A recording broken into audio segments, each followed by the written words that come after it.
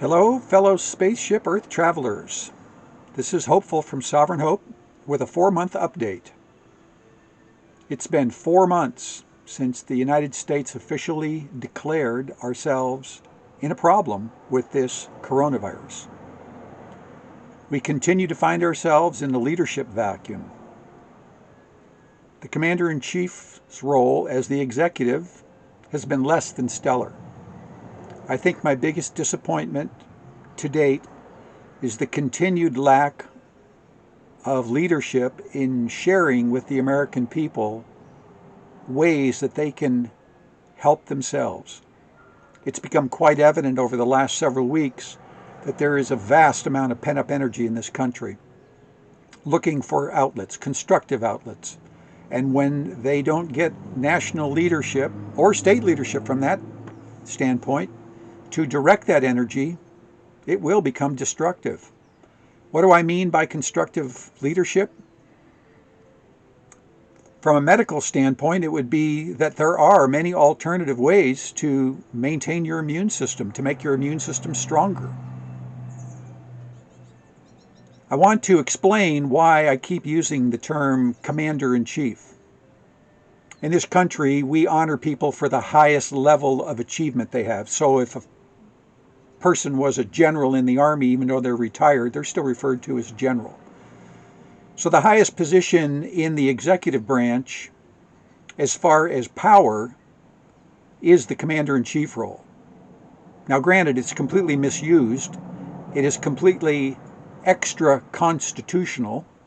That's a new term that I'm introducing today. Extra-constitutional edicts. Those are basically executive orders.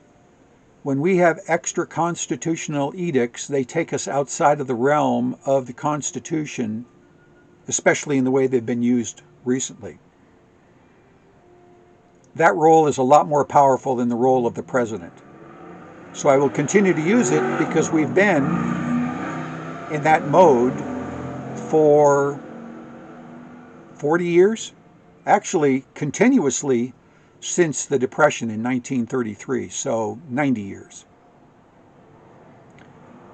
On the political machine front, the fear-mongering continues, and that single-minded message of hopelessness is all they have. Again, they should be leading the education of the public that there are ways other than pharmaceutical remedies to help maintain the immune system. And the pharmaceutical remedy of the vaccine is nothing more than a stimulus for the immune system. I'm not trying to be a doctor here, not trying to give medical advice, just sharing from what I know of my several decades on the planet, that there are ways to take care of ourselves, that we are actually responsible for ourselves. This is not a government situation where we give over all of our power to the government, although that appears like what we've done. Another interesting thing about the political machine is that we have volunteered for soft martial law. Do you realize that? That we were asked to shelter in place. The moment people were fined and violated, it became apparent that that was an edict and that it was punishable. That is martial law. Another term I'm going to introduce today is worldwide deprivation experiment. And that's exactly what we're in. We are in a worldwide deprivation experiment.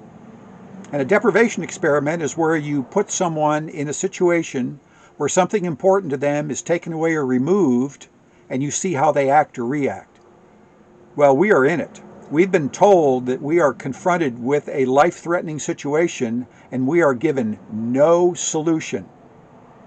The Western medical pharmaceutical solution is this very narrow, tunneled view of this singular item, a vaccine, that is the solution, and it's not available, and won't be available for months, if not a year.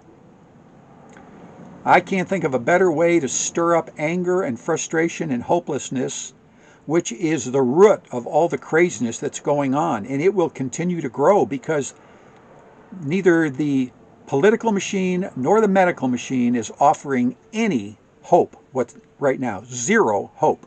And sadly, all the media, local media, national media, is all puppeting that. Where is the alternatives here?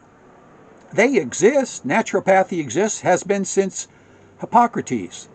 Where are the naturopathic functions? They can help guide through this.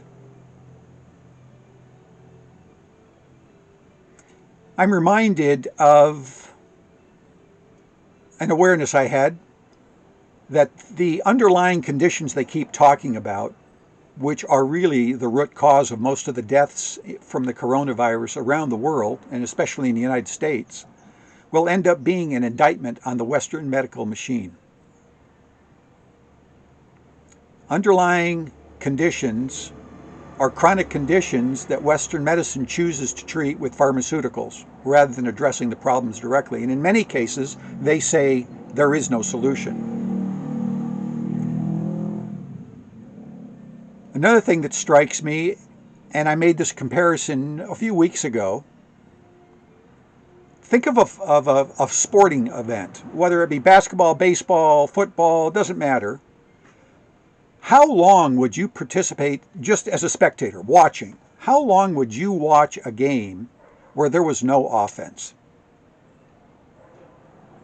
If the defense completely dominated the field, there was absolutely no offense.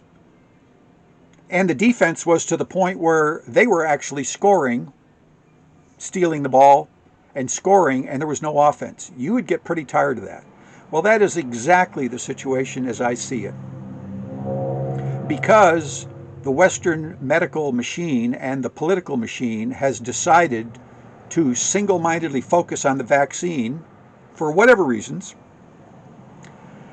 and have chosen not to mount any kind of an offense, people are tired of it. They don't even want to participate in this game, but this is their lives, their livelihoods, their businesses. This is serious. And it's time for the sovereigns of this country, the owners of this country, to look at the current management system and say, you know, if that's all you've got, you don't need to be here anymore. We need to seriously consider changing the management of this country. And I'll have an upcoming video on that very soon. For now, I want you to be hopeful and on your own seek out alternative ways to support your immune system, because they exist. They are out there. So till next time, Sovereign Hope out.